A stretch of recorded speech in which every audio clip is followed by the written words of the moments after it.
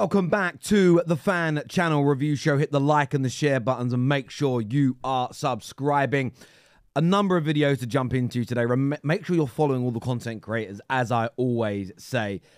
But some of these are brilliant. Some of these are hilarious. We're starting off with TalkSPORT and Jamie O'Hara being called out for his absolutely, and we understand it, his absolute disdain for Arsenal, especially after they beat Paris Saint-Germain last night. Take a listen to this. Hello, mate. I just got to say one thing. Jamie, if that's an average PSG team, Jesus Christ, what was average about the team you play for Tottenham for then? You Not the most perfectly constructed sentence, but I get what he's saying. are talking absolute nonsense once again. What do you mean? It is a bang average PSG team. Hear me out, Jamie. You've had your say. Let me have my say, Mash.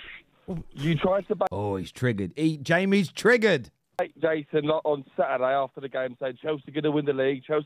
Jason dealt with it brilliantly. All you've got to say about Arsenal is hate, hate, hate. Get into us. Have a go at us. Let's have it right. We've beat a PSG team that ain't rubbish, who win their league year in, year out, within reason. Farmers League. We've made Farmers League. It's all coming out. It's all coming out. the Emirates, and we beat them comfortably. Because they're bang average. I'm not saying that Arsenal ain't good. All you've got to... You are. When you say that a team's bang average, when you say they play in a crap league, when you say they're not very good, you are instantly trying to discredit the team that have just won the game. But you're playing it down. You absolutely are. 110%. Can't handle it. A lot of people, especially people that don't like Arteta, people that don't like Arsenal, were predicting a draw at the very least. Arsenal are going to lose. They don't turn up on Champions League night. It's PSG. They've got a new philosophy. Young, talented players. Arsenal win. Farmers League. Bang average PSG. That's all I've got to say. Say is they're an average PSG team. Oh, come on. Am I wrong? You just have... Am I wrong? Am I wrong? There is about 5 players in that team that would get in many Premier League teams. Not one player in that team gets into Arsenal's team, gets into Liverpool's team, gets into Man City's team. Well, I don't think that's true. I think they have a number of players. You know, they have centre-backs. You've got João Neves that could certainly get in and around a lot of the top Premier League teams. There's players like Barcola and a number of other of these youngsters that are at the club that everybody's raging about. Everybody wants. You've got Fabian Ruiz. I know he started on the bench, but this is the man who's one of the stars of the Euros in the summer. There is a huge amount of talent in this PSG team. To play it down, as I said before, I only want to see Man United do well as a Manchester United fan. But as, I don't really know what to call myself these days, as a YouTuber, someone that talks about the other top 6, I think it's important to keep it a buck. I think it's important to keep it 100. And for me, you can't do anything but speak about how dominant Arsenal were and how much they bullied PSG last night. They were just superior. Say that without trying to attack PSG the whole time. It's crazy. It's genuinely, genuinely crazy. Let's take a look at some other rival reactions to the game last night. Make sure you, by the way, subscribe into Saeed, Rants, Goldbridge, all that feature on this. Let's have a little listen. And it's 1-0 Arsenal. Kai Havertz. Brilliant cross from Trossard. But what is Donnarumma doing, though? What is he doing? I will say Saeed's right. Donnarumma. This guy, 2 or 3 years ago, was sort of being spoken about as one of the best goalkeepers in the world. Genuinely, he looks he does look so suspect now, based on how good I suppose he was. He's probably still a very good goalie, but the hype around him compared to what we're getting is crazy. What are you doing, mate? If you've got to come out, you've got to win that. You've got to win that. In fairness, though, the cross from Trossard was ridiculously good. It was just, sometimes crosses are put into the box are so perfect, there's almost nothing a defence can do about them. You have got to win that, man. Might as well end the stream now, blood. You know the man. I know the feeling. I know the feeling. Arsenal about to park the bus. Arsenal about to park the bus now, bro. Might as well end the stream. As Rance's channel says, like I think he says, "Don't cry, it's just banter." You can see the little smirk in his face as he's saying it as well. No, blood. You know, do you man know? He's laughing now. Bro, that's the game. 1-0 Arsenal, bro. The game's over, man. But that's the thing. That's how good Arsenal are now. They can go 1-0 up and game's done. Shows their power. Oh, good night. Thanks for coming, guys. You get me? Oh, party. Oh, my God. What happened? Another great set piece. What happened here? The shock. Are you kidding me?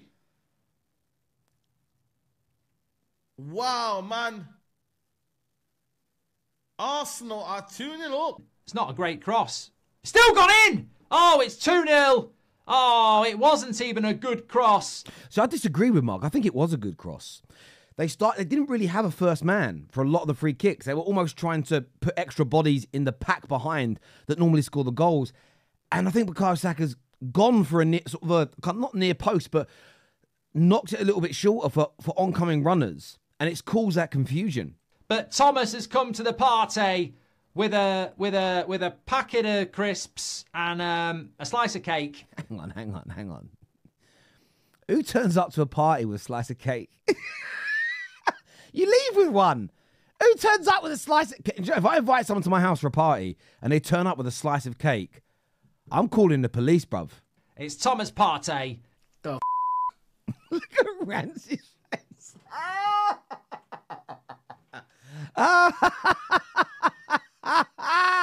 He's fuming. What the hell? Look at his What face. was that? Look at his face. He's raging. Bruv, what's this Donnarumma blood doing, blood? Bruv, I told you about this Donnarumma, blood. He's raging. And I do get it. Look, I understand why rivals want to see Arsenal lose. I just enjoy just taking myself out of it and watching the reactions. It's absolutely amazing. Now, on to AFTV. Robbie here as a big take. And by the way, if you haven't done so already, make sure that you have hit the like button for us and make sure you are subscribing. And there's a bell notification button to press. Make sure that is all being done, people. Okay, get that done right about now. But let's get to Don Robbie. This is crazy. This is going to sound crazy. Oh, what's he going to say? I'm not at this moment in time. Don't say anything. We need to wait. We're gonna wait. Oh, what's he going to say? What's he going to say? At this moment in time, right? I'm not missing Martin Odegaard, and I should be. Are you? Is that no? Don't get that. I'm going to let him make his point, but I kind of agree with him. Not that Odegaard isn't needed, but it shows depth. It shows quality. The concerns Arsenal fans had of what happens if he gets out. Surely it's been answered. Wait. Don't get me wrong. We need you to come back. We need him back. We need you back, but we need you back fast, and we need you back well because, to me, best, him and De Bruyne are best two midfielders in the league. Kyle Palmer as well. I'm not saying I don't want him back, but at That's the our moment, captain, Trossard and that is playing. They're playing so well that we're not missing him. How many people has come on and done an interview and said, "Oh, if Odegaard," no one. Yeah. Hey, look, Robbie is bang on, and I think that this is something which, if you're an Arsenal fan and you've been a detractor of how good your squad is, you may not be completely convinced yet, but how you've handled this last 4 or 5 weeks, the games you've had, the teams you've played, the injuries that your squad has been subjected to come through it well in the title race still. A lot of people said you'd be out of it. Doing well in the Champions League, scoring goals, being creative.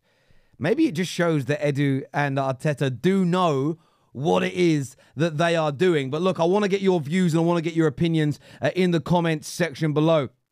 Now, we've already featured Mark a little bit on here today, but I want to get Mark's take here on the situation with refereeing and what the PGMOL have had to say in the last day or so. Take a little look. Officiating, inconsistent, ridiculous officiating, and yet again, it's backing up like a traffic jam. We're still waiting for the audio on the Arsenal-Man City game, and whilst waiting for that, we go and get a load of other nonsense at the weekend. And what's the uproar this time? Well, it's exactly what we predicted. They've got to stop this now. They need to just stop now booking people for kicking the ball away because it is riddled with holes. It's absolutely untenable and it's going to have an impact on the title. It seems at the moment the only team that's going to get booked for kicking the ball away is Arsenal. Although I did see Trent at the weekend.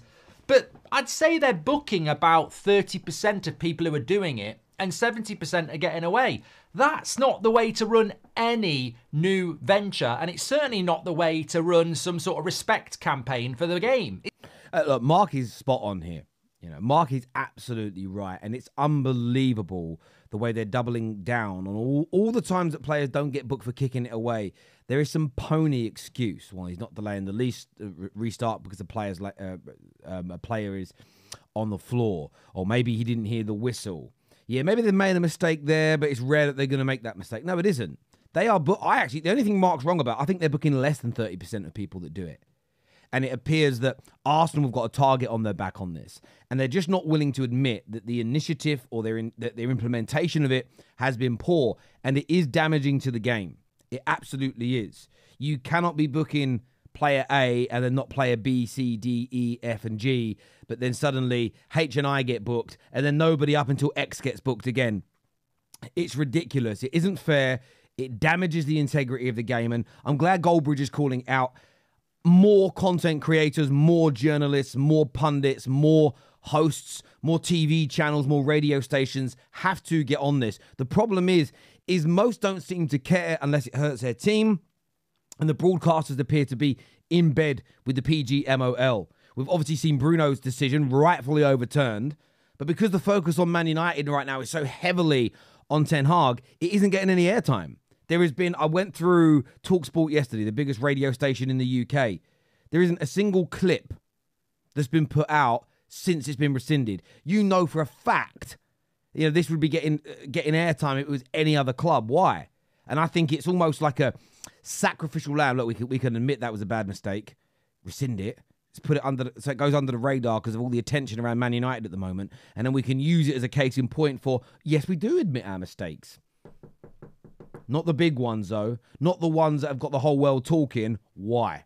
Look, as ever, I want all of your thoughts. I want all of your feelings. I want your opinions on what we are talking about here today. Remember, like I say, hit the like and the share button. But remember to subscribe and bell notification button. Go and turn that on right now, people. Very, very important indeed. Until next time, take care.